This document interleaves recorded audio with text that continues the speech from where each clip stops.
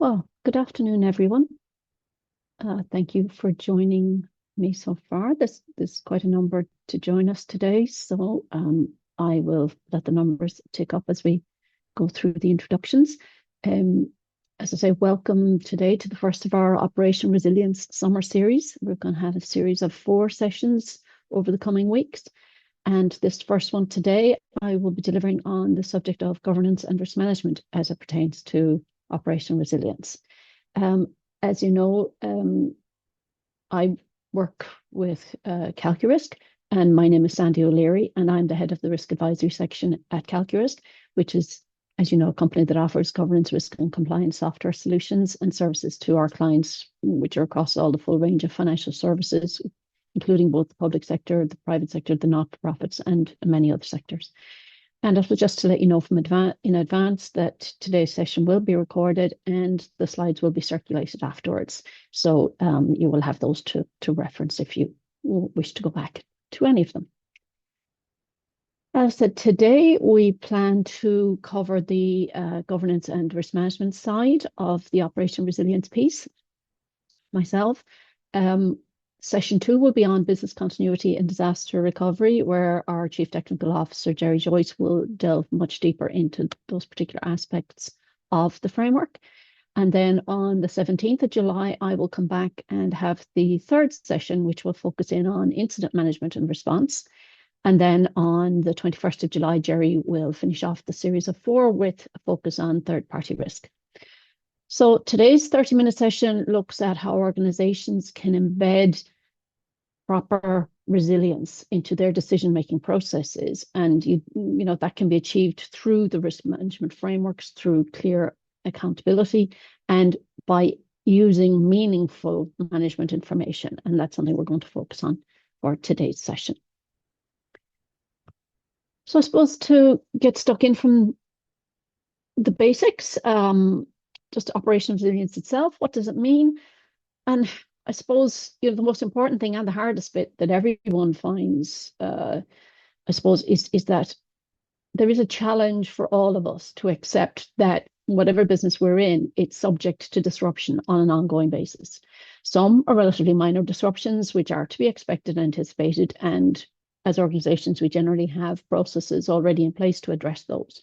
But operational resilience in the context of today's session really focuses on the unplanned disruption on a large scale to those organizations' critical or important business services. And therefore, it's even more important that we are very well prepared, or, you know, the recovery process will be very painful.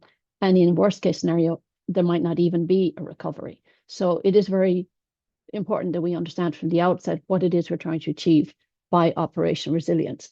And according to the Central Bank's cross-industry guidance on operational resilience, which was published originally in December 2021, and then it is the ability of a firm and the financial services sector as a whole to identify and prepare for, to respond and adapt to, and to recover and learn from an operational disruption.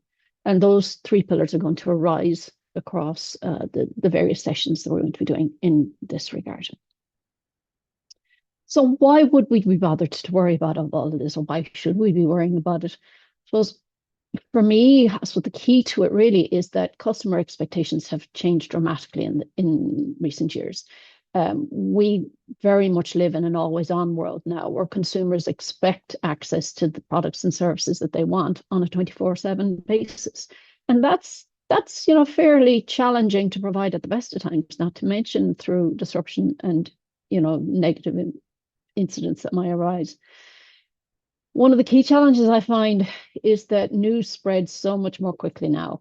And as we all know, bad news spreads pretty much instantaneously. When you might not even ideally want that, it'll always happen quicker than you anticipate. It is important to always bear in mind that whether your own individual organization is big or small, consumers expect continuity. They expect it that it will be that their, you know, access to their key products and services will be available even when an organization is undergoing a disruption. And the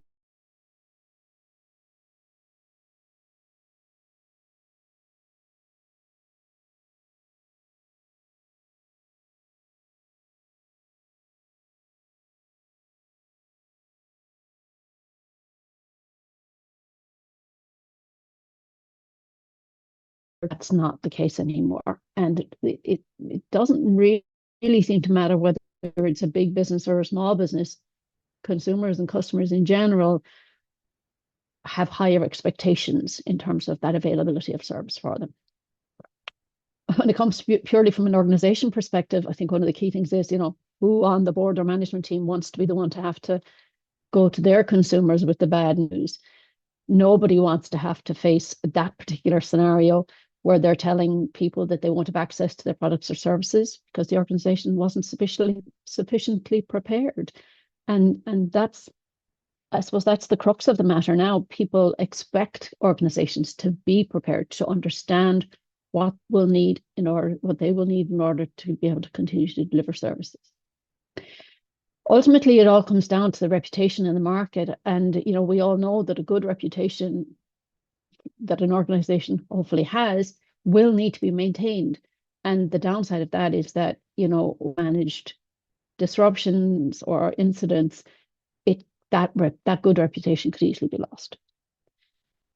It is, I suppose, one of the key things that we face as organizations, that challenge of meeting members' expectations, and that changes, and that only gets higher as time goes on. So assuming that we understand that that is the case, what are the threats? What are the things that are likely to cause those operational resilience incidents? And the threats really come from two sources. You've got the man-made ones, which things like information technology, which could be a change in management, change management issues as such. It could be a cyber attack. It could be any of those things that we're all very well aware of in the current environment that could cause your systems to go down or be unavailable.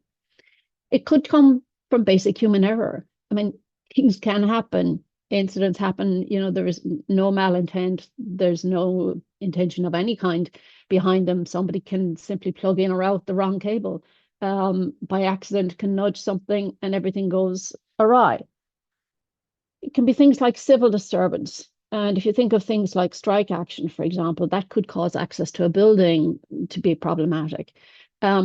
The interesting thing is that the strike might not even be in your own building, but it could be near enough to cause disruption or to cause issues, either you or your staff getting in there or your customers, your members, whatever service audience that you have. You could have things like terrorist threats, and they can include things like hostage situations or limited access, again, to the building. It could be an insider threat. It could be something that comes either from theft, sabotage, could be intentional. There's a number of different things that can happen internally that can cause these types of incidents and disruptions. You've got third-party dependency issues. Might be a concentration risk issue. So, for example, if a major event happens and a lot of customers of a single outsourced service provider are affected at the same time, who gets priority? How do you know that you as an organization will be able to restore on the timelines that you thought you had agreed in your contract with that particular service provider? And the other side of it really is things like criminal activity. So that can be intentional bad actors impacting on your delivery of service. If you damaged caused in the event of a robbery and an attempted robbery, for example.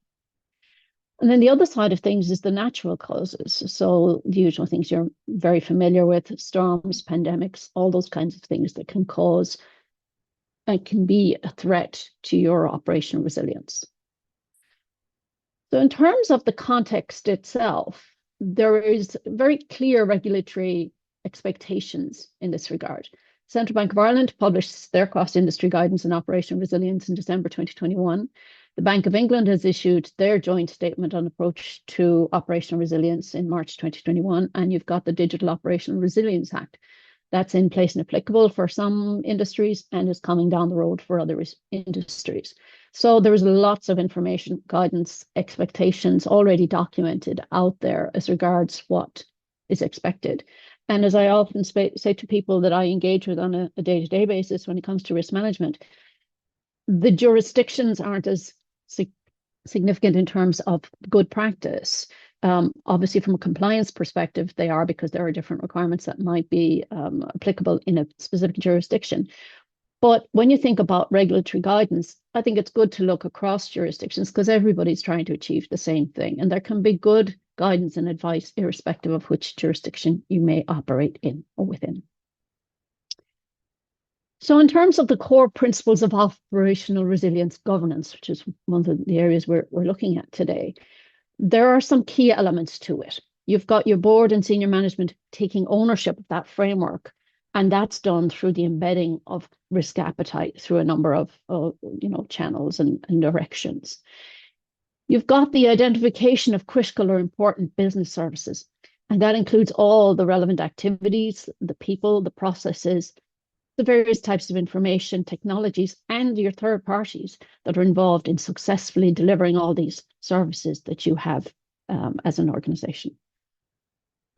It's then important to make sure that you have the impact tolerances set for each of those identified services. Each area that you are specializing in, that you're wanting to deliver to your consumers, needs to have some impact tolerances in place so that A, that guidance is available to everybody who needs to operate the service, but B, so that we can, as an organization, continue to test our ability to stay within those tolerances.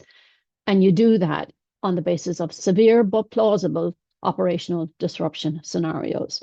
It's a really important element of the operational resilience framework in general, is to work through those severe but plausible operational disruption scenarios, because it's only through that I suppose you get to test yourselves and see where your weaknesses might be and what points of weakness you might need to address or enhance.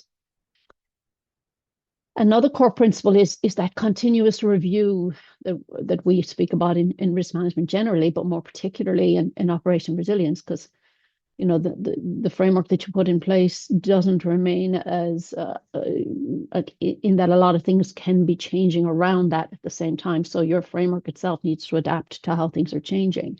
So that continuous review process is vital to make sure that your organization is in a position to respond to and adapt to any disruptive event or potentially disruptive event that might occur.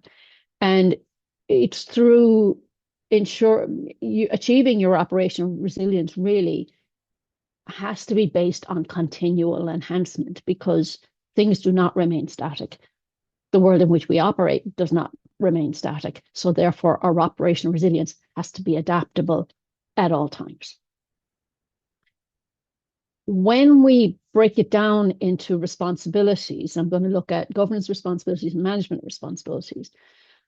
From a governance perspective, as I think I mentioned earlier, there are very clear regulatory expectations already in place around how you can demonstrate operational resilience from a governance perspective.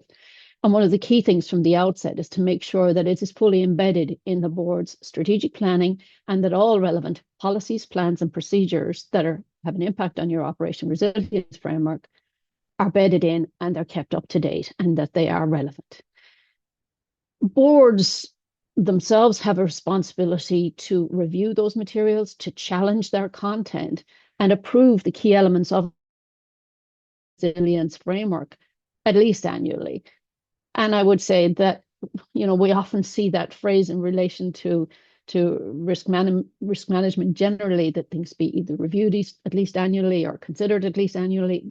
I would say operation resilience is one of those ones that if you're only doing it annually, you're really only doing the minimum. There are elements of it that you can probably, schedule annually, but a lot of the key, really important things that are going to be needed in the event of an incident need to be kept up to date on a continuous basis. So the framework includes things like the criteria for defining your critical important business services. So that's probably a good example of one that you could do at least annually. Once you have already defined how you would define, a business service as critical or not, then unless something material changes, that will be relevant for a good period. You need to maintain your list of critical and important business services, and that can change depending on how your own business model is evolving. And again, if you're introduce a new product or service that becomes, very important quite quickly, you don't want to be waiting for 12 months to integrate that into your operation. You need to have defined your impact tolerances, because as I mentioned, it's only when you've got those tolerances in place that you can understand how you're doing and how your operational resilience framework is performing. You need your business service maps, you need your scenario analysis, and you need your risk assessments. And all of those form key pillars in the operational resilience framework. And they're all together in order to achieve that combined effectiveness. On their own, they serve a certain amount of good, and they will bring you a certain way along that path. But it's only when you put them all together and they all start to align that you will actually start to really achieve the benefits of a good operational resilience framework. Boards engage in active oversight and constructive challenge of those arrangements. For them to do that is absolutely critical. That's how the board will demonstrate ownership for operational resilience and accountability for both the strategy and the framework when it comes to operational resilience. And it's important that the board understand that they have to give senior management the financial, technical, and other resources that they need in order to fully support the operational resilience efforts. So when it comes to the management responsibilities, then specifically, it is management's responsibility to provide what we call adequate, meaningful, and timely management information. And that does mean on a fairly regular basis to the board, depending on the size, scale, and complexity of your own organization or business, will determine how often that really needs to come to the board. But it is important that the information that is being fed through to the board allows them to make the proper decisions to, again, make sure that the operational resilience framework is effective. It's important that management make sure that that operational resilience management information is built into the existing governance and risk management reporting structures. There will be elements of existing reporting mechanisms that need to highlight operational resilience pieces, and sometimes there'll be individual reports that need to focus on operational resilience as a topic. But the most important thing is to remember that any discussions around your operational resilience MI must include the three pillars of operations, risk, and finance. Each of those will have clearly distinct perspectives and opinions and guidance and advice as regards allow the board to make a comprehensive or to engage in a comprehensive decision-making process. It's not just from one source that information should come. And it's very important. One needs to be clear on what needs to be reported, how to report it, who to report it to, and then how to escalate it in the event of a serious incident.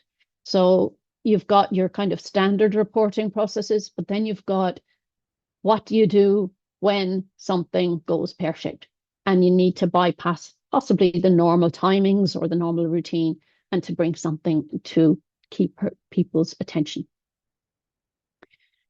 The Central Bank of Ireland has set out, really summarised the three pillars of operational resilience. I mentioned it earlier in terms of the way to go about assessing your own framework, and it's divided into the three pillars of identify and prepare, respond and adapt, and then recover and learn. And this image provides a summary of the key I'm going to address as we go through today's session.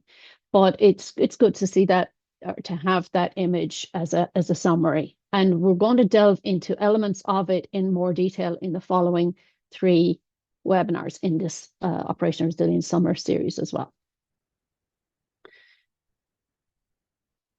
So what does a good operational resilience framework look like?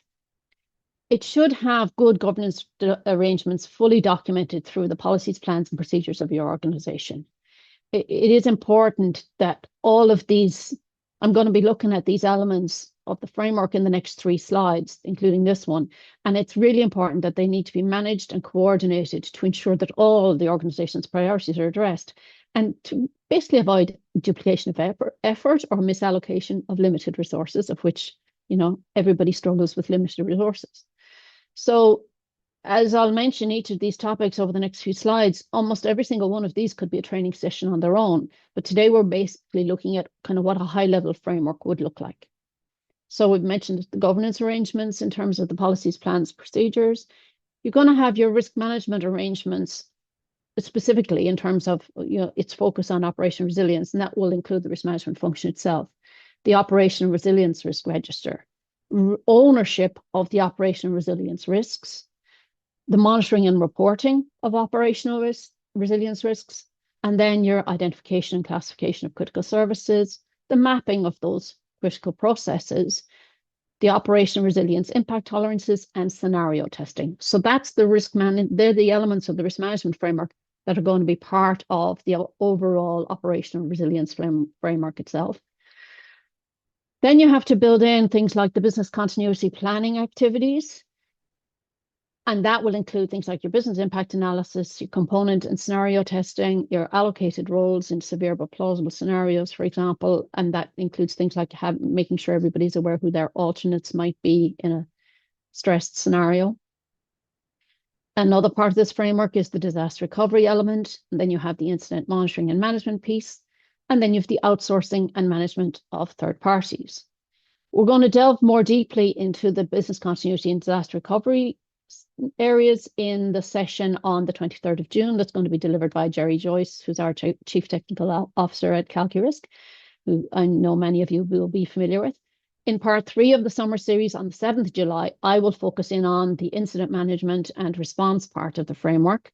And then part 4 on the 21st of July, Jerry will focus on the areas of third-party risk. So we're going to delve more deeply into those in later sessions. But again, just to focus on the governance framework that you need to have in place as part of today's session. Apart from those elements, you also include within your operational resilience framework things like your physical security management. How do you manage the security of the people in the premises and everything that physically forms up your organization? Things like facilities management. There's a lot of work that goes on under the heading of facilities management that feeds into your operational resilience. You've got your technological security management, including cybersecurity. It can be internal, or you can have a lot of organizations would have outsourced expertise in this particular area. So again, that's an integrated part of your framework. Even if you have outsourced it, you need to keep up to date and aware of what's happening in that regard. Crisis response, obviously, is critical in this regard. Being prepared, knowing what it looks like, how you're going to adapt, how you're going to react in the event of an incident. And obviously, as we almost do, is learn from experience. So you'll need your post-incident response plans, which rely basically on continuous learning. The world, we can try and learn as much as we can in advance, but unfortunately, experiencing negative incidents itself is actually sometimes the best teacher. And all we can hope for is that they're minor ones, or that they're ones that we can recover from within, promptly, but that they will all teach us something about how our operational resilience framework needs to be adapted and framed going forward. When it comes to management information, and that's one of the key elements we wanted to deliver on today, when it comes to management information, what does it look like? And I've broken it up into a few separate headings. So the first one is risk management. So your ongoing risk management reporting will include the usual things like your regular risk reports that highlight any emerging operational risks. Emerging risks could be things, like resourcing issues that might affect the organization and its ability to continue in the event of an incident. Do you have sufficient resource, either internal or external, in the event of an incident? Are there key person dependency issues or concentration risk issues that you need to address head on? You have your operational resilience risk appetite and tolerances. If you have breaches to your risk appetite or tolerances, or negative trends, even if you see statistics in those particular areas are starting to prove challenging, that's the type of thing that should be coming through in your risk management reports.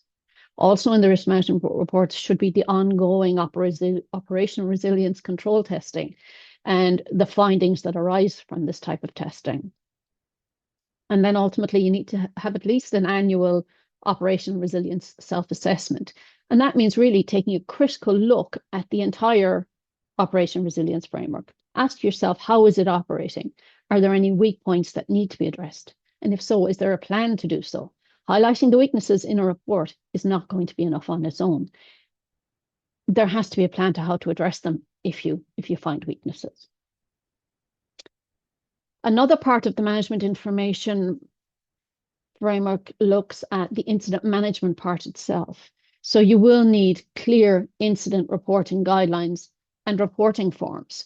So whether that's actual incidences or incidents even, or as we often term them, near misses, where somebody observes something that could have gone materially wrong. It's important to have the guidelines so that everyone who's going to possibly experience an incident will know what they need to do. They need to understand what kind of incident to report, how to classify it, for example, and that can be delivered through role-based training. They need to know who should be informed depending on the type and the materiality of the incident. If you, as a person operating within your organization, are the one who's receiving the report of an incident, A, make sure that the source is verified before you go off and act on it, but B, learn what it is that you have to do in response to receiving the report of an incident.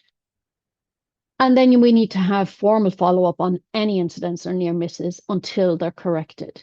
And again, it's about tracking what we found, to be the root cause, for example, identify that and find out where the weaknesses arose.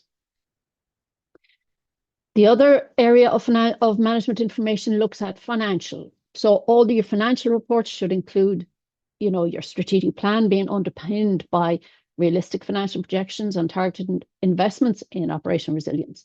They should have your cost-benefit analysis to support any operation resilience proposals. There should be financial projections which are stressed under the various operation resilience scenarios. And you would have to have post-incident financial cost analysis. So if you do have an incident, what did it cost you? How were you able to manage to address it? Another aspect of the management information piece is around assurance. And when we think about assurance, it's really focusing on testing. And that both the testing and the reporting on the testing can come from a range of sources operationally. It can come through the CEO, the operations management area. It can come from your compliance function, your internal or external audit, or your external consultants, which might be experts in particular aspects of your operation resilience framework. That assurance management information should include reporting on the likes of your backup arrangements. So be very clear, where your backups reside, the frequency of backups, the accessibility, all those good things that we're going to be addressing in other areas of this webinar series. The assurance testing really, I suppose a lot of it, when you think about it in terms of operation resilience, is about component testing. It's about desktop testing and scenario testing. And these are all, on a scale, if you like. You can start off with your components, test those. You can do your desktop run-throughs, and you can do your scenario testing to combine to further challenge the findings and combine and integrate the pieces that you might have done separately up to that point. You need to make sure that your assurance framework includes analysis of your critical third-party service providers. And if that means engaging with them and testing their readiness, again, it might be done, individually or as a group, but you need to be confident that your critical third-party service providers can react in the manner in which you expect under your contract, for example. It's important that where you have key performance indicators in an SLA with your critical third-party providers, that you gain the assurance that they can actually deliver that under stressed conditions. The management information that we just spoke about in the last few slides all has to be underpinned by your key risk indicators. These are things that are going to give you a heads up if things are starting to go in the wrong direction. It can come from things like critical systems monitoring. So most systems are being monitored for unplanned downtime. And if that starts to head in the wrong direction, you want to know about it sooner rather than later. Systems patching, compliance testing. Again, these are done normally routinely. So if they're starting to show more and more issues, then it's an indicator possibly of an underlying problem. Could be things like identification and resolution of known system vulnerabilities. And sometimes, you know, one of the most critical elements of this is timing. So again, frequency can be important. The monitoring of your critical third-party provider KPIs for negative trends. So if you know right from the outset with your service level agreements, what are the key performance indicators, someone needs to be tracking those to see if they're, you know, going in the right direction or start to dip in the wrong direction. Someone again needs to be keeping an eye on the monitoring of critical third-party concentration risk, key dependencies. If there are particular issues that you as an organization might find challenging with regard to engaging with a critical third-party provider, you need to know about it up front, and you need to find some ways to address it where possible. Incident management performance monitoring is a huge educator for everybody. And again, if you can see that, you know, maybe that the number of incidents or the quality of the incidents is deteriorating, maybe the response times to incidents is not as good as it could be or should be, again, that will tell you something. Error detection monitoring. We all rely on certain controls to gain assurance that we have things, if you pardon the pun, under control. But if you're not monitoring for errors and early detection of those errors, then you're missing a trick. High employee turnover in certain areas can be an indicator that either, you know, there is a challenge in the particular area, or that if you were in stress conditions, you might not be as strong in your reaction times, in your response, quality of response, as you thought you would be under normal circumstances. All of the management information we've just spoken about should be underpinned by impact tolerances, and they relate to the most acceptable level maybe of disruption, or the level of disruption that is acceptable to you or through a critical or important business service. You will know from your own business impact analysis what's acceptable to your organization, and your impact tolerances should be based around that, so that you know if you're starting to approach limits that you start to become concerned about. You should have impact tolerances for every critical business or important business service that you have in place, and they need to be set at the point at which the disruption would pose, or maybe have the ability or the potential to pose, the level of risk that would threaten your organization's viability, safety, soundness, financial stability, or cause a material detriment to your members, your customers. It could include processes such as your business impact analysis, your recovery time objectives, your recovery point objectives, and your maximum tolerable outages. Again, you know, we'll be looking at some of these in more detail in later webinars.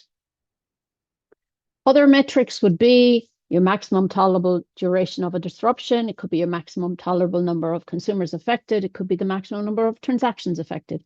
And it could be the maximum value of transactions impacted. So again, these are just examples of the types of metrics that you should have in place. So to summarize, really, the board is ultimately responsible for your organization's framework through setting the tone from the top, by clearly communicating its own expectations, by setting your operation resilience, risk appetite and tolerance, by embedding it into your strategic decision making, and by appropriately resourcing the operation resilience framework. And then on an ongoing basis, it's about regularly reviewing and challenging the management information that is coming through to them about the status of the operation resilience framework. And ultimately, from a good governance and risk management perspective, it's very much about having the evidence to demonstrate that everybody, including the board and management, is taking ownership of the areas within their remit for the organization's operational resilience. So that's the topics I wanted to cover today. Has anybody got any questions or queries on any of that? If you want to pop them into the chat, I'm more than happy to take any questions.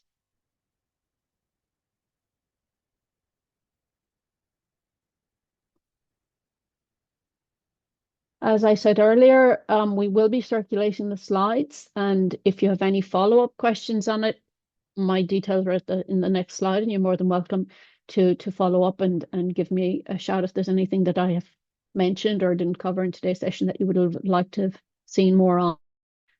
Part 2 of the summer series will focus on business continuity and disaster recovery, as I said earlier, and Jerry will be addressing that on the 23rd of June at 12:30. This particular session on the 23rd will look at planning for disruption as a core part of the Operation Resilience Framework. And the focus in this particular session will be on the practical steps that you need to prepare for and recover, ideally, from those unexpected events. Also, for your information, just to let you know that KRIs will be conducting an Operation Resilience and third-party risk management software demo on the 23rd of July at 2 o'clock, if that's of interest to anybody attending today. So please feel free to give me a shout or ask any questions if there's anything in there you'd like in today's session you'd like to put to me. As I said, if you can't think of anything today but would like to, please do feel free to drop me an email or reach out to KRIs if there's anything you would like. Otherwise, I'm sure you're all desperate to go and get your lunch. So that's the joys of giving a lunchtime or a middle of the day session. I'm coming between you and your lunch, and I would never do that to anybody. So I hope the rest of you have a good day for the rest of today, and hopefully we'll see you again in the subsequent sessions. Thank you, everyone. Oh, I am sorry. I didn't actually see, sorry, I was looking in the chat. I didn't see there was some questions. My apologies. Somebody was getting a lot of feedback on the audio. Hope that wasn't a widespread problem.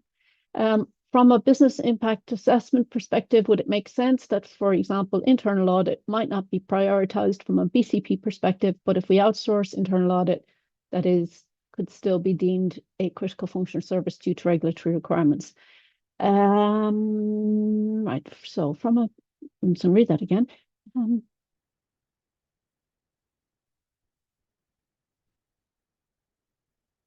Yeah, I suppose, yes, when we think of operational resilience, I suppose that we tend to focus on the technology elements, the actual physical delivery of services. So yes, internal audit is a critical function for certain industries because they are regulated, but I would not be putting them as a critical function from an operational resilience perspective in the sense that they're part of the assurance side of things.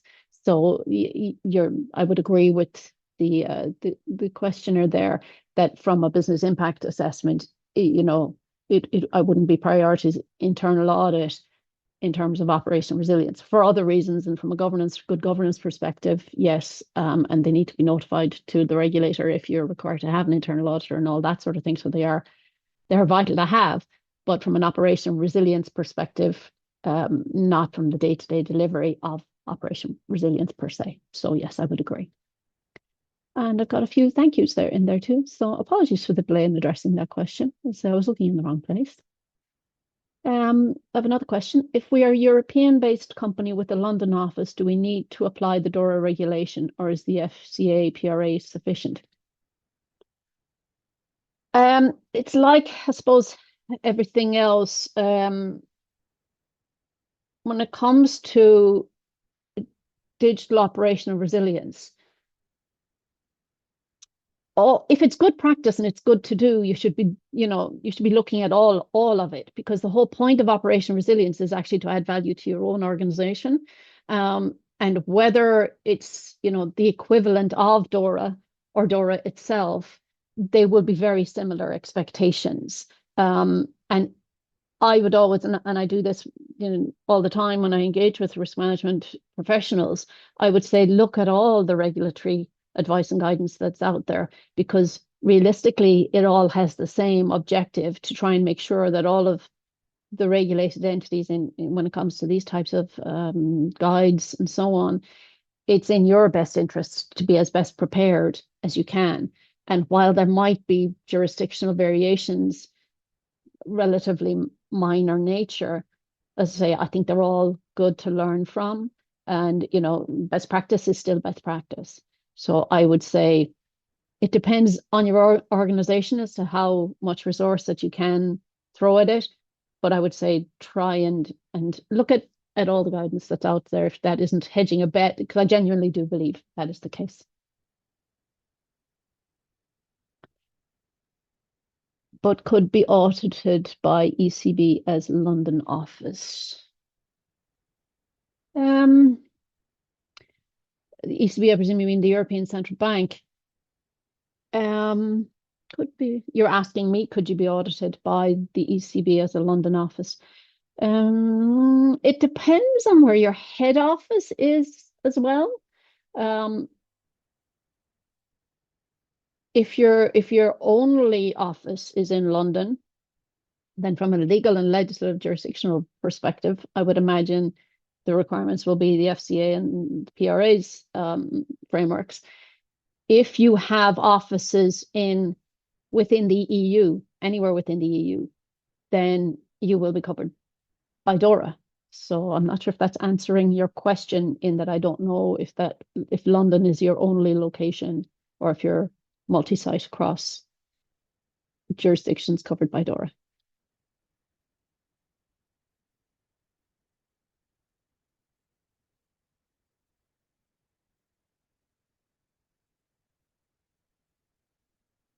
Head office is in Madrid.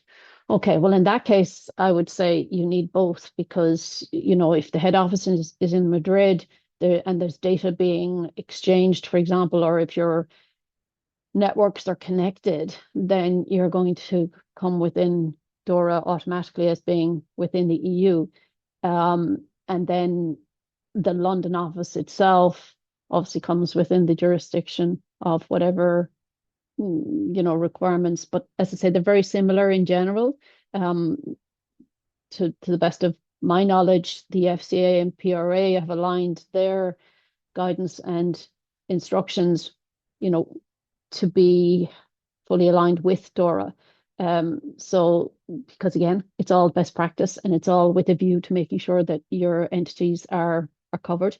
When it comes to a compliance, being able to demonstrate compliance, I would assume that the London office will have to be able to demonstrate compliance with FCA and PRA requirements. But if they are less stringent, and it's not so much that they're less stringent, but they tend, in my experience, to be less specific in some instances. But in terms of DORA gives you more prescriptive guidance on exactly how they expect you to comply with its various requirements. And if you're doing that, I would assume you will be more than covered for the FCA and PRA piece. But I'm not a legal person. That would be my best advice, is to look to the more detailed one, because you're going to have to comply with that from your Madrid office and other EU offices, and then just make sure that do a gap analysis between the two to make sure that you're covered for both. I hope that answers your question.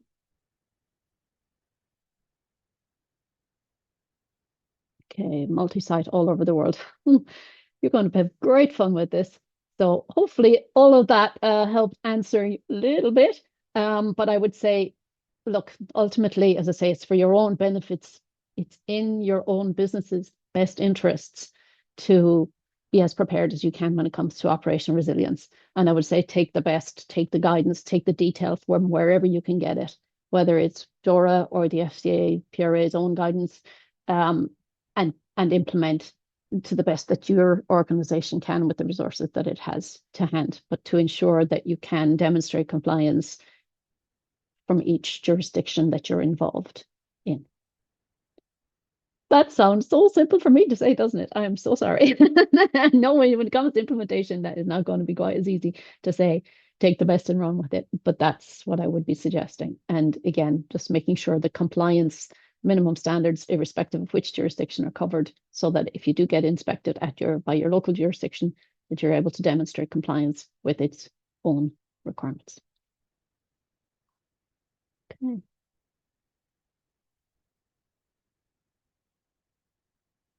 Any other questions, queries from anybody else on the topic?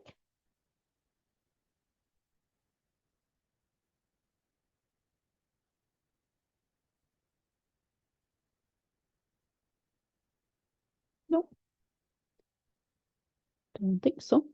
anybody thinks of anything in the meantime, do please let me know. I'm hoping that no one else suffered any feedback issues other than the original person who commented, and hopefully they got theirs resolved quickly. Okay, if there's nothing else, and if nobody has any other questions or comments to make, I will close off for today. I say I'll be back again on the third webinar. You'll have Jerry in the second one, so the one that's next scheduled, and I'll be back again on the third anyway. So if you think of anything in the meantime, please do reach out. Okay, thank you, everyone.